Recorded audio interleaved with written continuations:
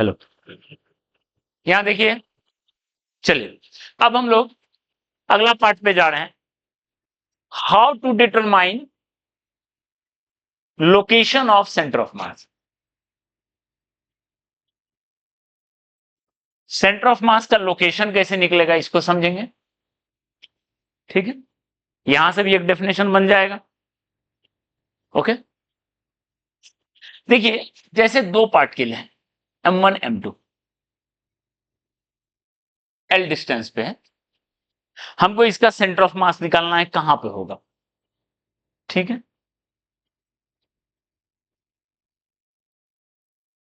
तो इन दोनों के बीच में कहीं होगा। ठीक है, साइड में नहीं होगा, साइड में नहीं होगा, बीच में कहीं होगा। तो मान लेते हैं सेंटर ऑफ मास यहां है।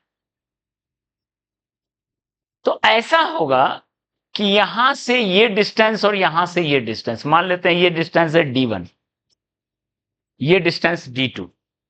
तो क्या लिखेंगे, M1 D1 equal to centre of mass वो पॉइंट पे होगा जहां से mass into distance equal to mass into distance.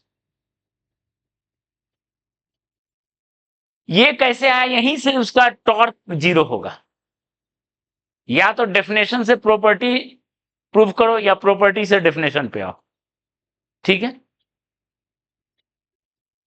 M1 D1 equal to M2 D2, यानी D1 बाय D2 जो होगा वो होगा M2 बाय M1।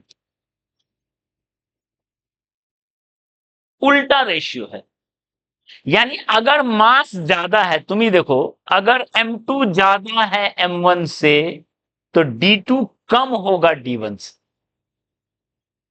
M2 ज्यादा होगा तो D2 कम होगा, यानी हम बोल सकते हैं closer to heavy mass, heavier mass, heavier particle के क्लोजर होगा ये सेंटर पार्ट, सेंटर।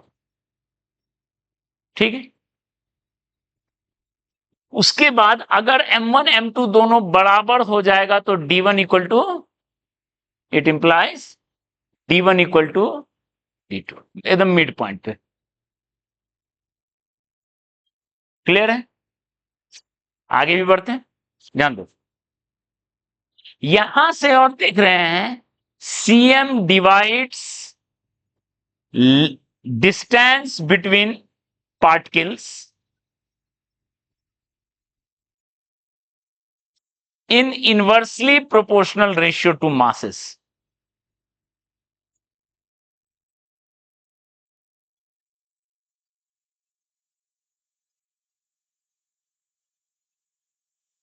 मासेस के इनवर्सली प्रोपोर्शनल रेशियो में बट रहा है, मतलब D1 bye D2 M1 bye M2 नहीं है, M2 बाय M1, उल्टा है, जो मास ज्यादा है उसके नजदीक।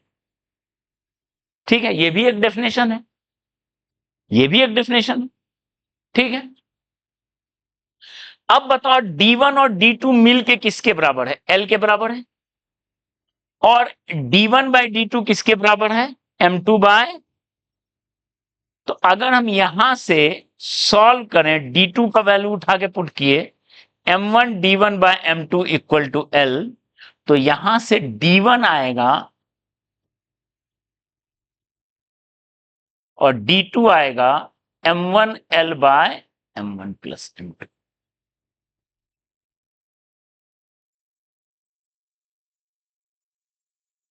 ठीक है, ये है पॉइंट। D1 में के सामने M2 है, ध्यान रखना। D1 equal to M2 L by M1 plus M2, D2 equal to M1 L by M1 plus M2। ठीक है, उसके बाद अगर हम कोऑर्डिनेट के टर्म में लिखें, इधर एक्स एक्सिस लिख ले हैं, इसका कोऑर्डिनेट x1 लिख रहे हैं, इसका कोऑर्डिनेट x2 लिख रहे हैं, इसका कोऑर्डिनेट सेंटर ऑफ मास लिख रहे हैं XCM।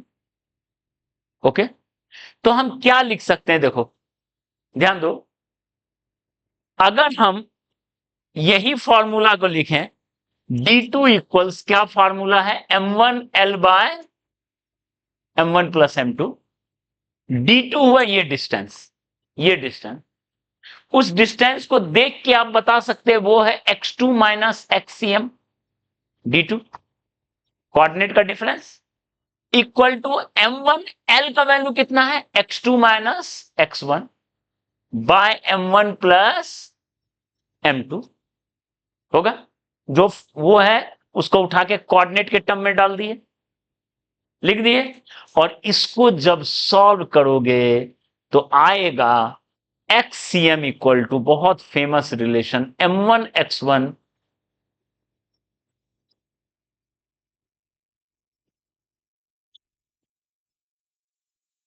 यानी mass into coordinate plus mass into coordinate by m1 plus m2।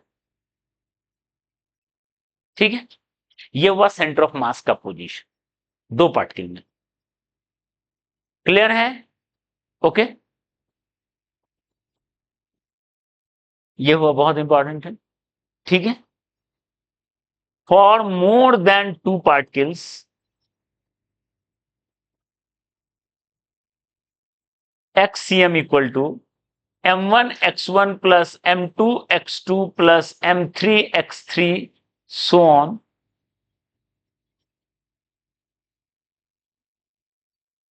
Clear है?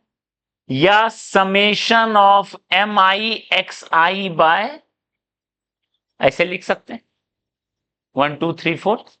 ठीक है, अगर y कोऑर्डिनेट भी, सबका y कोऑर्डिनेट भी दिया, सबको x होना जरूरी नहीं है। मान लो स्पेस में फैला हुआ है, वो जो है ऐसे स्पेस में है पार्टिकल, बहुत सारा पार्टिकल, ये x कोऑर्डिनेट है, ये y कोऑर्डिनेट है, बहुत सारा पार्टिकल है, और हमको निकालना है सेंटर ऑफ मास कहां है। तो y भी आएगा, तो YCM क्या आएगा, आइडेंटिकली बताओ।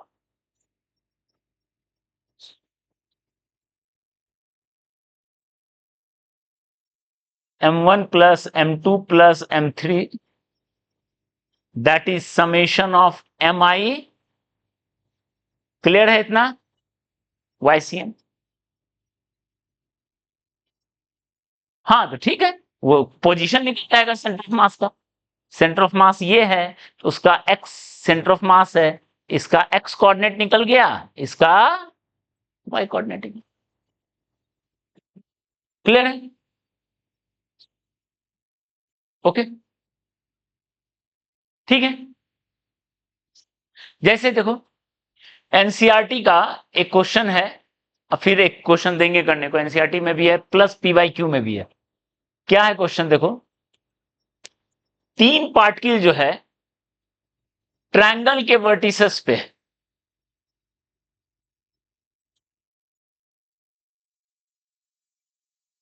M2M3M,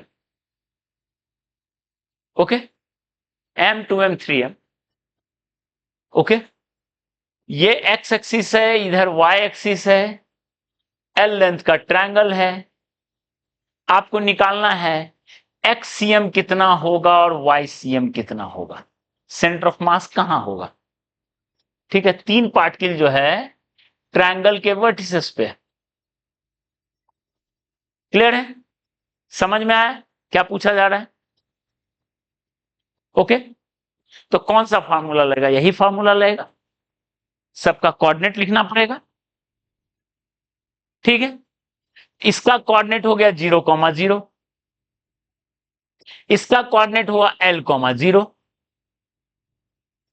और इसका कोऑर्डिनेट तो ऑब्वियस है, हाफ डिस्टेंस है तो L/2 x कोऑर्डिनेट, और y कोऑर्डिनेट ये है L/2, ये है L/2, तो पाइथागोरस से निकालोगे तो ये आएगा √3L/2 पाइथागोरस से, यानी y कोऑर्डिनेट हो गया। क्लियर है? एक्स वाई कोऑर्डिनेट मिल गया, तो बताओ XCM क्या लिखेंगे, m into 0 plus 2m into L/2 plus 3m into L by m 6m, 4ml by 6m, that is 2l/3। x coordinate 2l/3 यहां है x कोऑर्डिनेट। ठीक है, ये हुआ 2l/3, ये L/2, ये डिस्टेंस 2l/3, यहां है सेंटर ऑफ मास। ठीक है, y निकालेंगे, YCM देखो m into 0 plus 2m into √3L/2 plus 3m into 0, उसका भी एक्स कोऑर्डिनेट 0, तो 2 कट गया, तो mm कट गया, √3l/6, इसका हो गया √3l/6, ये हाइट हो गया √3l/6, ये डिस्टेंस हो गया इतना, यहां हो गया सेंटर ऑफ मास। इस तरीके से आप सेंटर ऑफ मास का लोकेशन निकाल सकते हैं। क्लियर है? कोई भी सिस्टम में सेंटर ऑफ मास का लोकेशन इस तरीके से निकल जाएगा। ओके,